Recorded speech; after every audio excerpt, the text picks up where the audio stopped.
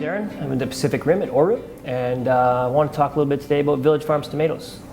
This is a farm that I've gone back and forth with the growers for years, with Dirk de Jong for a couple of years. So we're going to put in, especially for you guys, one row. It's about 300 plants with a new cherry variety.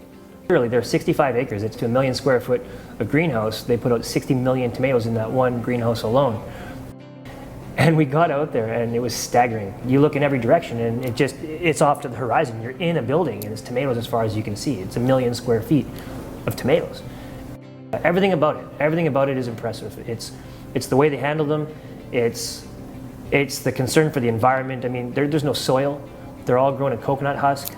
The water is completely recaptured and refined and cleaned and reused. To see that kind of care and energy just in the general environment around the tomato gives you a good idea where they're at and how much they care. And then the tomatoes themselves. You hear Dirk or any of the guys in the warehouse talk about tomatoes, and there's a passion there. And you'd think someone that deals with them day in, day out would be tired of them. I mean, I shuck oysters for 2 years. I'm never going to want to eat an oyster again. But there's a lot to be said for having such a close relationship to the guy who cares. And that's kind of our philosophy on the food all along, is that when we find someone who cares that much about the food at their level, it helps us do our job at our level, obviously. Look at this tomato on the right. You can see all the tiny little hairs on the product. And you look at this product, you almost can't see it. So the difference is people in Europe and say, what do you guys grow? What is the taste? What is the bricks level?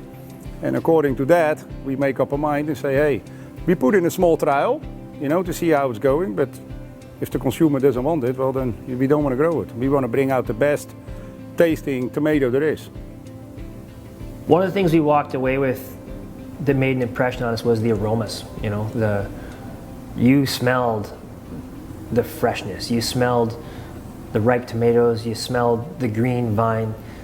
We've been playing with a process that I thought was pretty cool, and we were using what's essentially a coffee siphon, and we're using a lot of the aromatics, some of the stems from the tomatoes, some really frail aromatics like thyme and the flowers from oregano. We've hollowed out a Campari tomato and we filled it with a granite. So we've just frozen the guts. We empty out the tomato, we freeze that with a touch of sugar but not much, and then we restuff these tomatoes with that frozen chunky granite, big shards of tomato.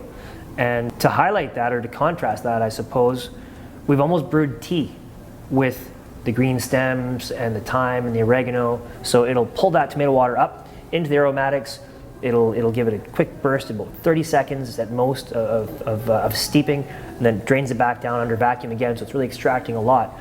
And then we pour that hot tomato water around this frozen tomato and frozen granite, and what you get on the nose right away is just green. When we see how much care and attention Dirk and his team are putting in the tomatoes at their end, there's a serious obligation on our end to make sure we carry it on and do something great with them.